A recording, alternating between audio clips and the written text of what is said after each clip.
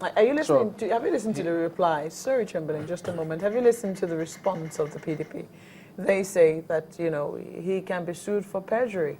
If he did say that his records are with the military and say the military is not in the habit or was not then in the habit of keeping records of certificates, how then could his certificate have been with the military? Do you think that that constitutes perjury? What are records?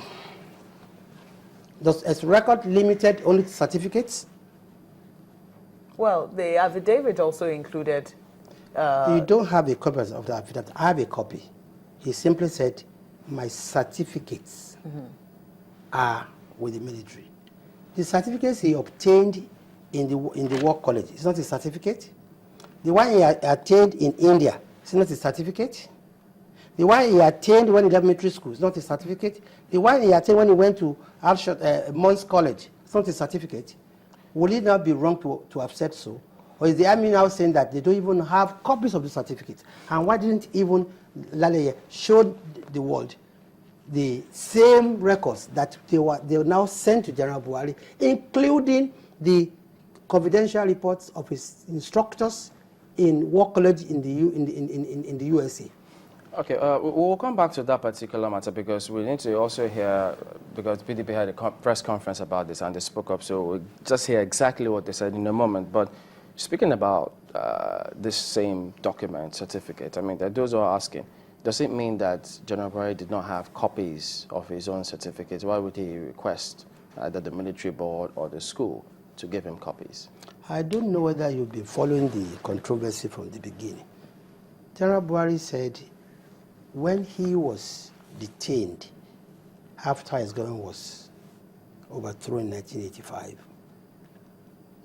that his residence was vandalized and all his records, certificates, and other documents were either burnt or stolen. When he came out of detention 3 years later, he went and sought an affidavit of loss. How do you get copies from the ashes? So, and of course, because he was confident that he spent all his career in the military, anytime anybody asked for his qualification, he said, go and meet the military. And of course, a former head of state doesn't look for jobs.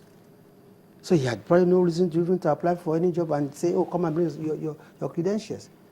I left secondary school many years after him, and I will be surprised today if I can lay my hands where I've put my certificate, for instance. So that means that... But well, 53 years after a fellow has left secondary school, 53 years, I think we should pardon him if he does not even know where he's kept it. Yeah, but would it be out of place if, maybe not him, even if it's the party in this case? Yes, you know, he's contested several times. Would it be out of place if the party says, well, just to make assurance doubly sure, because, I mean, this is politics. People could latch on to anything. But just to spare anyone and not take any chances because of some mischievous people out there in politics, let's just apply it to the military records this time around. Because since we have a good chance, let's get all the documents. Chamberlain, I've just explained to you here that on the 14th, or that last week Sunday, I'm not sure, that the party said, let's put this nonsense to rest. No, I'm talking about before that time. While he was filling the form, why would he? Form CF001. Put yourself in the position of the party. If a person had contested in 2003, 2007, 2011, and he had used the same affidavit, the same approach, and neither ANEC nor the military had ever raised an issue, why would you think it to be different this time around? But you know the Electoral Act is being amended time and again. Why are you misleading Nigerians? The Electoral Act has not been amended? The last time the Electoral Act was amended was 2010. So this man how is it the election in misleading 2011. There has been no amendment between 2011 and today. So if that stipulation is there for all those requirements, couldn't the party have just applied, got these requirements? Am I not making myself clear that in the last amendment to the Electoral Act was in 2010? The general contest for election in 2011. He didn't contest in 2007? He did, of course. So what are we saying?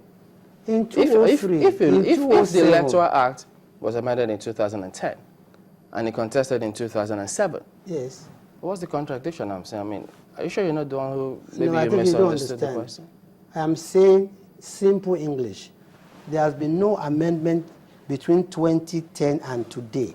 Therefore, whatever was applicable in 2010, in 2011, is applicable in 2015. But he contested in 2003. And 2007. Yes. And then in 2010, Yes. the Electoral Act was amended. Yes. So how is it misleading Nigerians? No, to now say that because it's contested in 2014, the laws are different. Because there's been no amendment between 2010 and 2014. That's where you're Nigerians. No. When he contested in 2007 and in 2003, those stipulations were not there. When they now amended in 2010, which stipulations? then they specified that he needed to attach Fine. those documents, as several lawyers who you have made reference to that they're Yes, misleading fine. Nigerians And what happened? also said. What happened in 2010? What happened in 2011?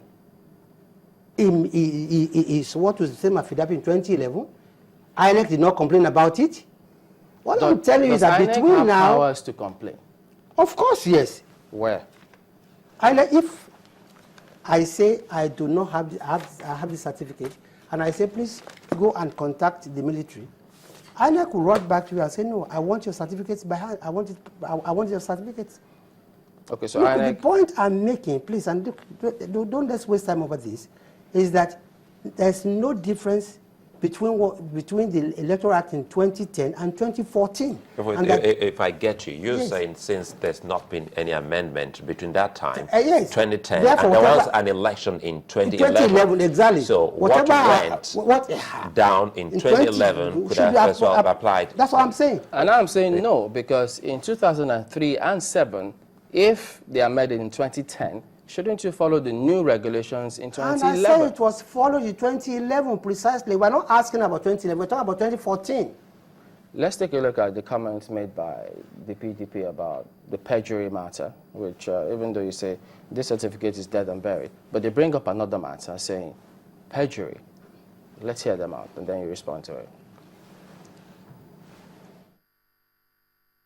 Was the first case of violence unleashed on our candidate by supporters of the candidate of the APC, General Mohammed Buhari, after the signing of the historic Abuja Accord by the presidential candidates of all the parties participating in the election.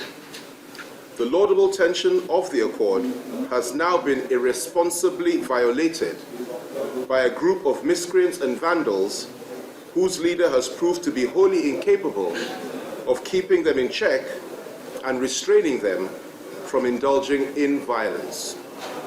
It is worrisome that this kind of violent reaction would manifest when the election has not held and their candidate has not yet lost. The implication of the action of this so-called Mr. Clean is nothing but perjury. And we all know that it is a grave criminal offense under our laws and constitution to lie under oath or to tell a lie in an affidavit. We urge Buhari and his party to do the right thing and tender an unreserved apology to the Nigerian people, throw in the towel, and report to the nearest police station for interrogation and prosecution. Anything less than that would be an insult to the collective intelligence and integrity of the Nigerian people. And we must remember that the international community are watching us.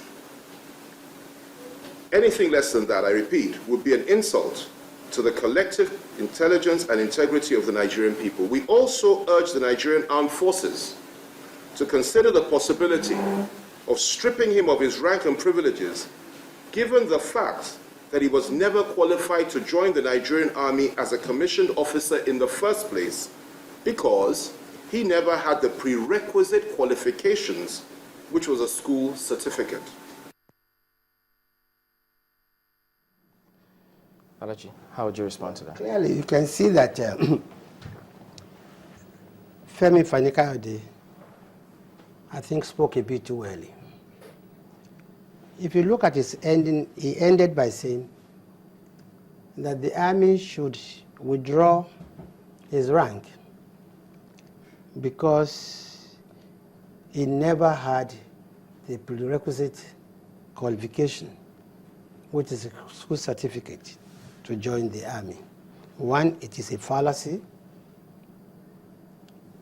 because we all now know today that General Muhammad Buhari did not only sit for the West African certificate, he passed, and the certificate has been made available.